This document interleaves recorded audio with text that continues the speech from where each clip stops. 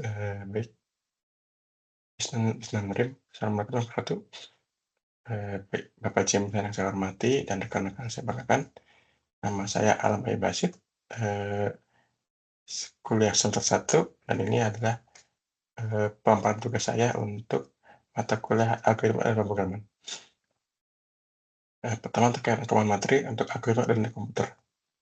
Algoritma pada dasarnya adalah, sesuatu instruksi, langkah-langkah yang kita berikan pada komputer agar komputer dapat menyelesaikan sebuah masalah atau sebuah tugas. Jadi sebelum seorang bisa mengetik kode, dia harus bisa tahu paham dulu gitu, alur pikir yang sistematis seperti apa, inputnya seperti apa, prosesnya seperti apa, dan output seperti apa yang akan dirancang. Agar nanti saat, membuat kode itu sudah tahu gitu, apa yang mau dibuatnya. Nah, bagaimana sih algoritma yang baik itu ada 5 kriteria. Pertama, dia harus punya titik berhenti. Jadi dia tidak boleh sudah jalan terus gitu tanpa tujuan yang jelas. Yang kedua, setiap langkahnya itu pasti dan nggak bikin bingung gitu atau ambigu, itu yang kedua. Yang ketiga, sifat harus kaku dan dia harus mengikuti gitu yang dia perintahkan. Jadi dia tidak boleh sebuah algoritma itu kita perintahkan sebuah A tapi dia melakukan B. Yang keempat, kita juga harus pastikan gitu bahwa langkah-langkahnya sudah efektif. Dan yang terakhir, itu bisa dijalankan dalam waktu yang masuk akal gitu. Jadi nggak sampai waktunya tuh lama banget gitu buat menjalankan, Pak. Eee, Sebuah algoritma gitu misal ada sebuah algoritma gitu yang memerlukan proses yang lama sekali gitu, dan itu tidak mungkin kan itu untuk sebuah program yang dibuat. Kemudian, bagaimana kita menulis sebuah kode? Nah, untuk dalam kesepakatan lunak, kita bisa merancang algoritma terlebih dahulu dengan membuat, bagian-bagian yang kecil dulu gitu. Misal jika kita mau bikin aplikasi untuk, sistem informasi, kita tentukan dulu gitu bagian modul-modulnya gitu, misalnya modul untuk fungsi user dulu, modul untuk dashboard-nya, kemudian modul untuk setting dan seterusnya, seperti itu. Jadi dengan pacangan yang matang di awal, itu kita bisa menghindari gitu ada kesalahan logika nanti. Bagaimana kita mengukur seberapa efisien program yang kita buat? Nah, kita harus memastikan bahwa program kita buat itu tidak bakal jalan lambat atau malah menghabiskan banyak resource-nya. Nah, di sini kita perlu memastikan ya, algoritma yang kita buat terus efisien dalam proses data dan menerima data dan juga eee, proses output yang disesuaikan. Kemudian bagaimana masa depan algoritma teknik modern? Sekarang ini kita berada di era, big data ya, big data dan AI, kecerdasan buatan. Nah, inovasi ini salah satu berkembang dan belajar algoritma itu sekarang tidak hanya untuk kuliah aja teman-teman ya, tapi memang diperlukan nanti saat kita nanti kerja nanti. Jadi, kemampuan baca logika ini akan menjadi keahlian yang penting sekali gitu ya, yang nanti yang untuk nanti yang ingin bisa, sukses di dunia digital. Itu untuk rangkuman algoritma, dan dunia komputer. Kemudian berikutnya terkait sejarah Java. Java adalah bahasa pemrograman.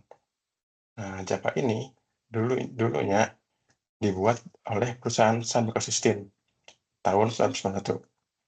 Ini dulu ini diprakarsai oleh James Gosling ya, mungkin teman pernah dengar tuh nama James Gosling, dan juga beberapa teman dan programmer lainnya juga ya, seperti Patrick Naughton dan Mike Sheridan. Mereka awalnya itu membuat, sebuah bahasa yang bisa digunakan nanti untuk perangkat rumah seperti televisi dan oven. Awalnya mereka kasih nama itu namanya oak, karena itu terinspirasi dari pohon, eee, di luar kantornya ada sebuah pohon oak atau pohon ek besar gitu. Oke, tapi ternyata nama oak sudah dipatenkan, jadi mereka cek nama lain.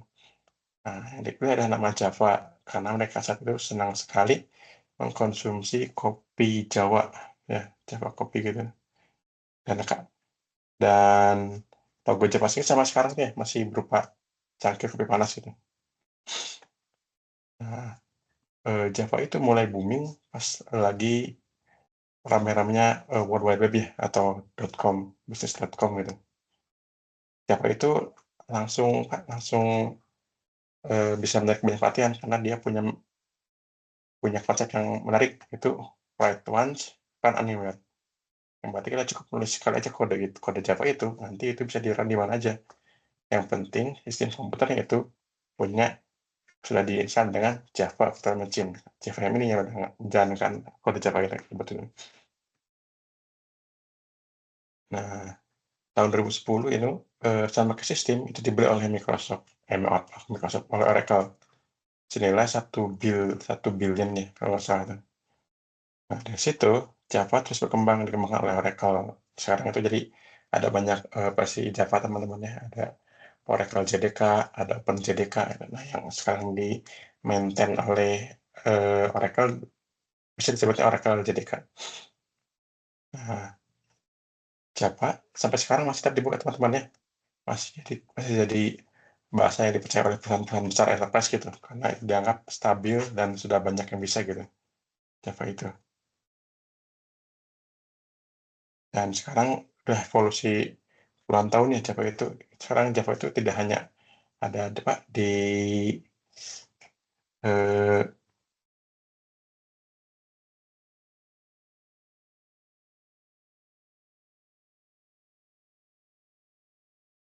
oke. Terus apa 2 aplikasi yang terkenal, eee, di Java ya, yang terpikir itu ada 2 aplikasi yang, eee, terkenal dibuat oleh Java. Yang pertama tentunya, Android teman-teman ya. Android itu dulu atau mungkin sekarang juga ya, ada sebagian kode Java gitu yang digunakan gitu. Tuh. Yang kedua ada aplikasi mungkin teman-teman pernah ini ya, aplikasi Minecraft. Bukan, aplikasi game Minecraft itu dibuat oleh Java juga.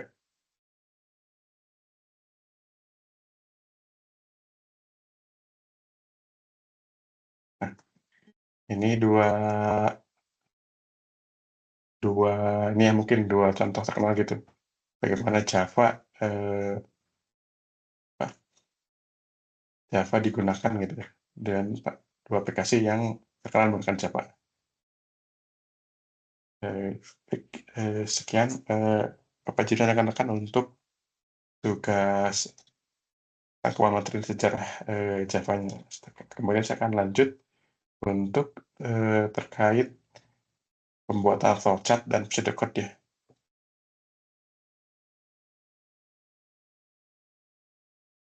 Baik Bapak James dan rekan-rekan, di sini saya akan menjelaskan terkait flowchart untuk, kasus, penghitungan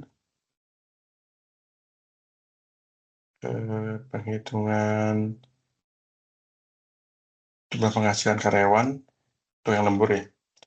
Jadi di sini ada sebuah perusahaan ada 3 golongan karyawan ya. Ada golongan A dengan gaji 5 juta, kemudian golongan B dengan gaji 6,5 juta, dan golongan C dengan gaji 9,5 juta. Nah, setiap golongan ini apabila lembur per jamnya itu, maaf, setiap golongan ini apabila lembur sesuai dengan jamnya itu, mereka akan mendapatkan kompensasi ya, berupa persentase dari gaji pokoknya. Jika lembur 1 jam, dia akan mendapatkan gaji lembur 30% dari gaji pokok.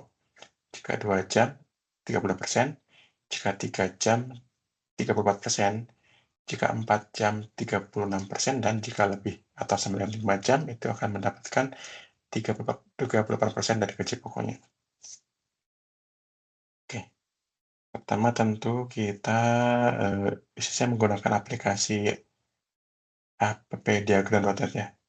Di sini kita pertama tarik dulu, elips ya. Ini untuk sebagai simbol, mulai atau berhentinya. Kemudian kita lanjut dengan pertama itu berarti kita, input dulu ya. Ini di inputannya itu golongan dan jam lembur. Berarti ada input itu berarti kita pakai cecar kencang. Oh, ada cecar kencang. Nih, kita masukin sini cecar kencang, input, golongan, jam lembur.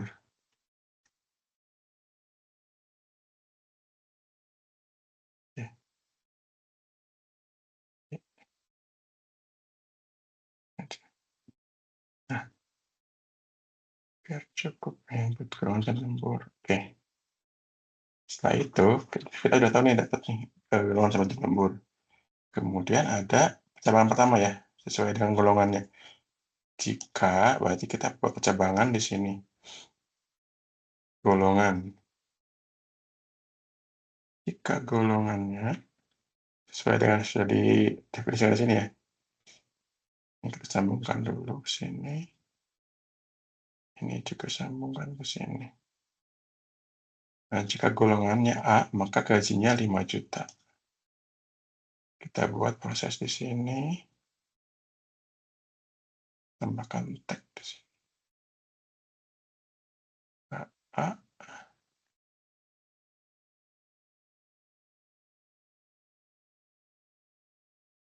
jika golongan A, maka gaji pokok ya. Gaji pokok sama dengan 5 juta.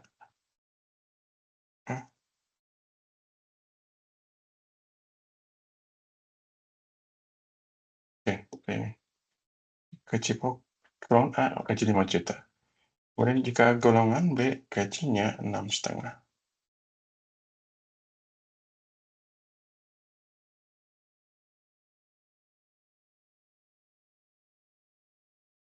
Kita buat cabang lagi ya. Ini.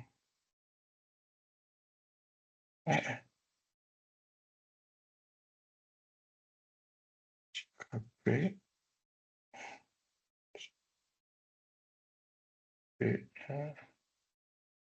dan jika C, golongan C.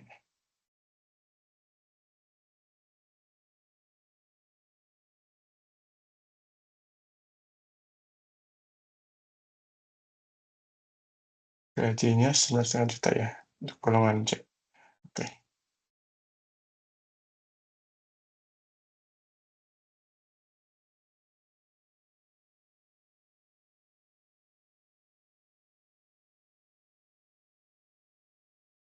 Nah, ini untuk percabangan pertama ya. Sekarang kita sudah tahu golongannya jam lembur dan gaji pokok ya. Berikutnya ini ada klasifikasi lagi nih. Jika karyawan lembur 1 jam, dia dapat kompensasi 0,3%. Oke. Persen berarti di sini kita tambahkan lagi. Nggak ada lagi. Oh, ada deh. Ini cabangan lagi. Jam lembur.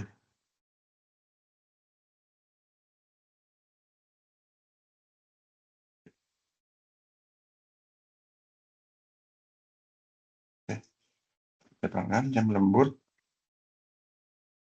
Di sini jika jam lemburnya itu 1 jam, maka persen lembur 0,30. 30%. Nah, di sini kita kasih cabang ini adalah 1 jam berarti. 1 jam.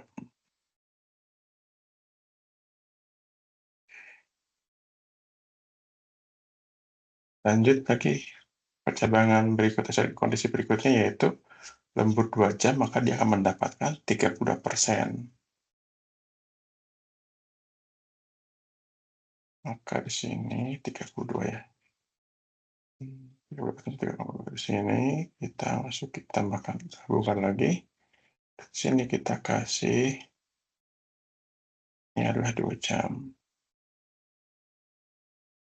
Lanjut lagi. Case berikutnya yaitu untuk jika kalian 3 jam. 3 jam berarti dia 0,34%. Persen berarti.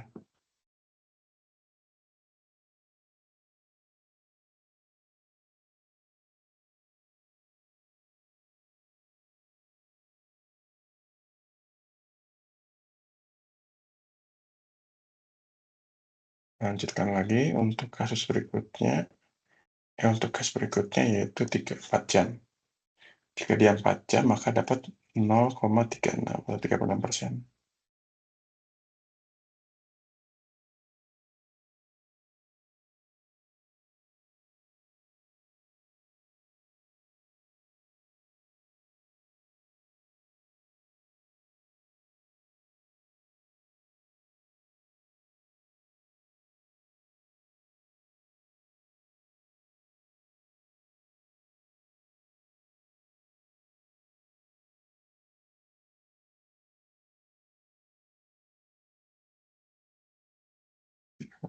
Oke.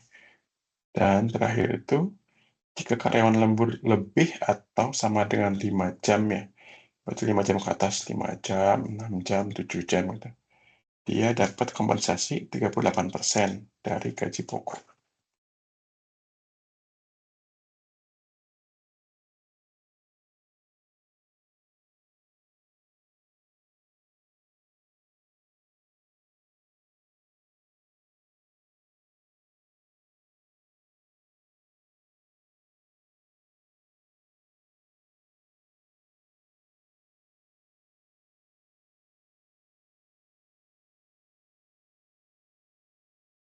Lebih dari sama dengan 5 jam.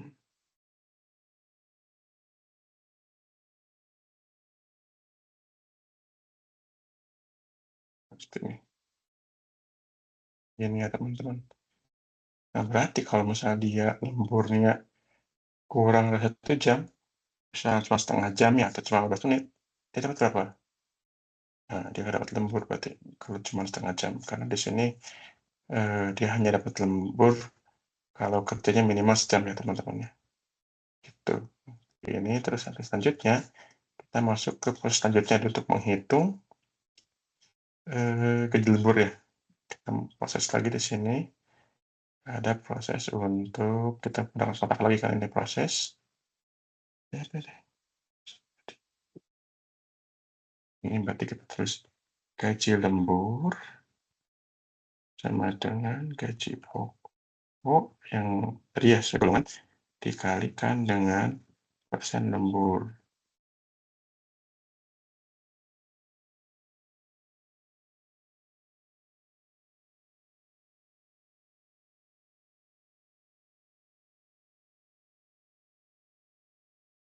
Nah, gitu. Ya. Ini sama semuanya kondisinya ke sini. Mau yang dari mau dari persen mana pun ya.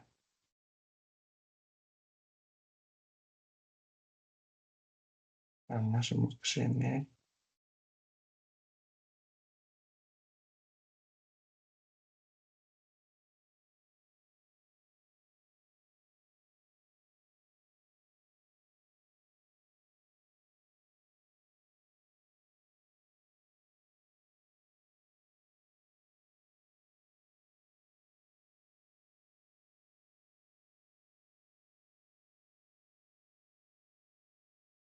Nah, ini.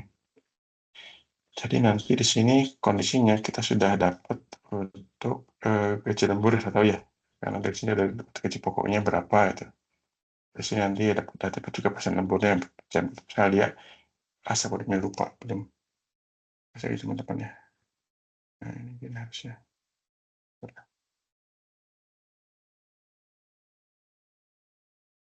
Aduh, hmm,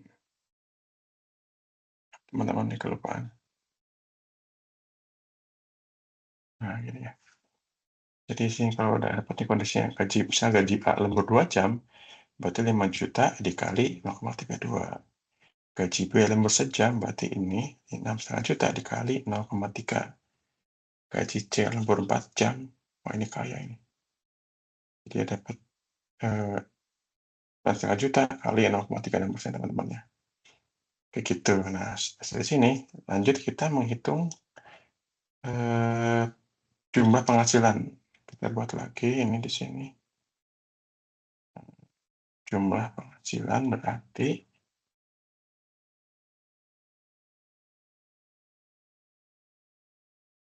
sama dengan gaji pokok ditambah tambah gaji lembur. Nah, seperti ini teman-teman. Ya. Nah, di sini kita sekarang menjumlahkan gaji pokok yang tadi di sini dengan gaji lembur yang tadi ya, udah kita dapat. Udah dapat nih, tinggal 1 juta terakhir ini di-output-kan ya. Di-output-kan, cetak buat kita cetak gaji kita cetak nih jumlah penghasilan buat yang ini. Kita cetak berarti kita pakai jar genjang ya. Nggak ada jar genjang, berarti kita coba dari sini aja. Kita cetak. Cetak jumlah penghasilan.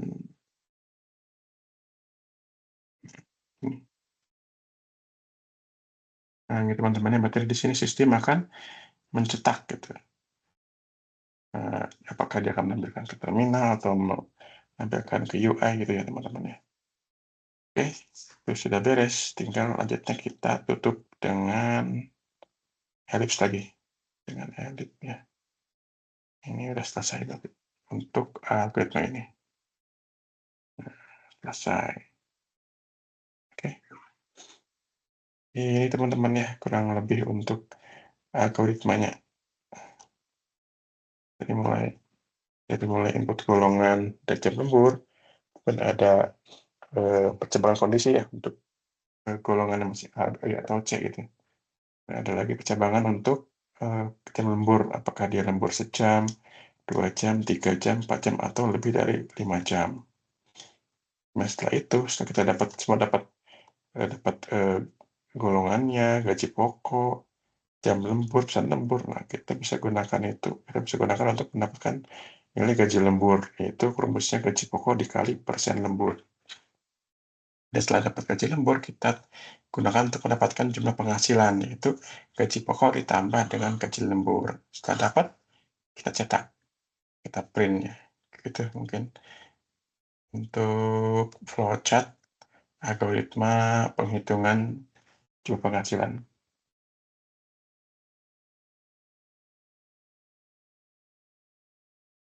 Baik rekan-rekan, sebelum Pak Jimsan rekan-rekan, sebelumnya saya sudah menjelaskan terkait flowchart ya untuk algoritma penghitungan gaji lembur.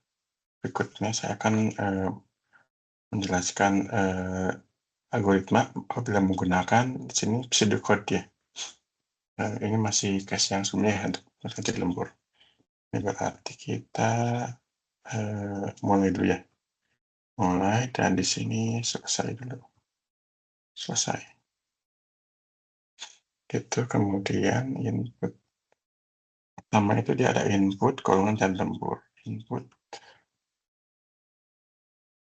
golongan jam lembur. Oke. Kemudian dia ada kondisi ya. Jika golongan A, jika golongan sama dengan A, maka gaji pokok ya. Ya, jika golongan A ya ini gaji pokok. Ini gaji pokok sama dengan 5 juta. 5 juta. Jika golongannya B, maka gaji pokok sama dengan 6,5 juta.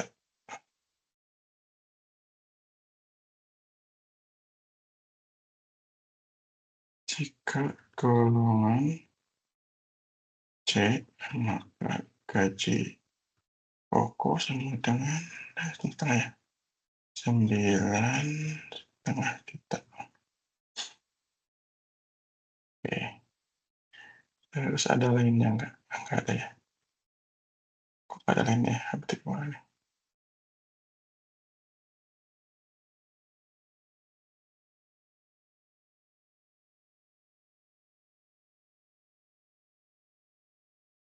Misalnya lain harusnya.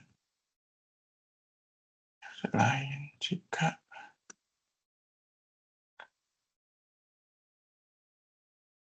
lainnya, jika nggak masuk kemana-mana nih, ya udah berarti gaji pokoknya nol kali ya. Kalau masuk ke halaman pun berarti ya udah. Jadi ini if, else, ini if ya, ini and if, dan else-nya ini. Bentar, ini berarti 1, 2, ini 2. Nah, lanjut.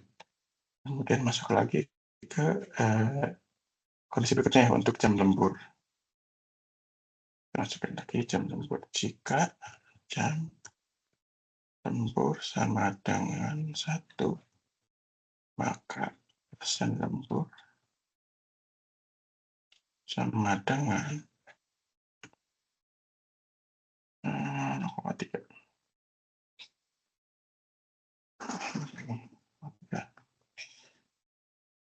If else lain jika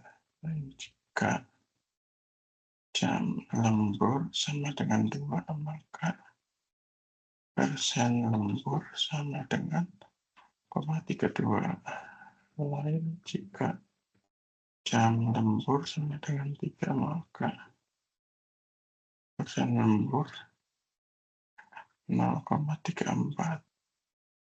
Lain jika jam lembur sama dengan 4, maka persen lembur 0,36. Lain jika jam lembur lebih dari sama dengan 5, maka persen lembur 0,38.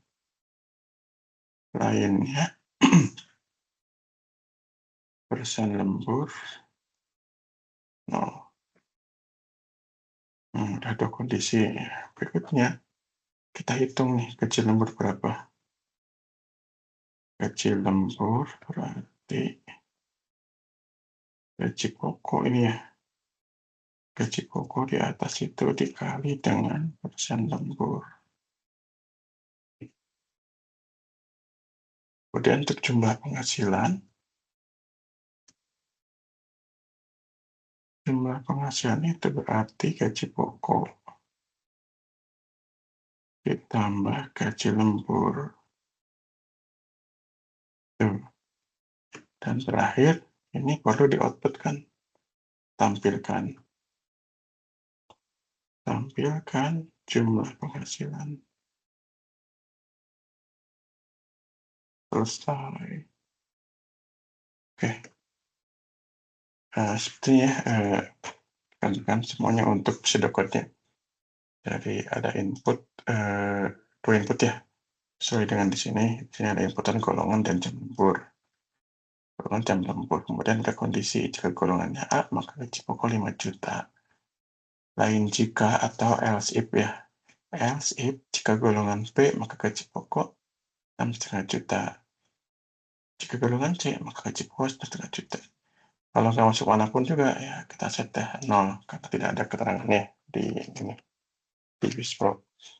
Kemudian jika jam lemburnya 1, kita masuk ke kondisi berikutnya. Jika jam lemburnya 1, maka persen lemburnya 0,30%. Jika jam lembur 2, 0,32 atau 30%. Jika jam lembur 3, maka 30%. Jika jam lembur 4, maka 36%.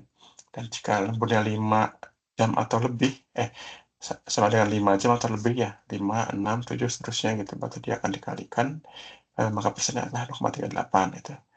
Lainnya kita set persen lemburnya 0. Kemudian di sini kita hitung untuk gaji lemburnya. Gaji lembur itu yaitu gaji pokok dikali dengan persen lembur ini ya. Ini di sini gaji pokok, ini dikali dengan ini. Dapatlah gaji lembur. Dan dapat jumlah penghasilan, kita tambahkan gaji pokok itu dan gaji lemburnya. Setelah dapat, kita tampilkan cetak ya, atau outputkan ke ini sistemnya. Oke teman-teman, untuk dekat saya. Terima kasih Bapak Jimsa, rekan-rekan yang sudah menyaksikan. Berikut tugas saya. Assalamualaikum warahmatullahi wabarakatuh.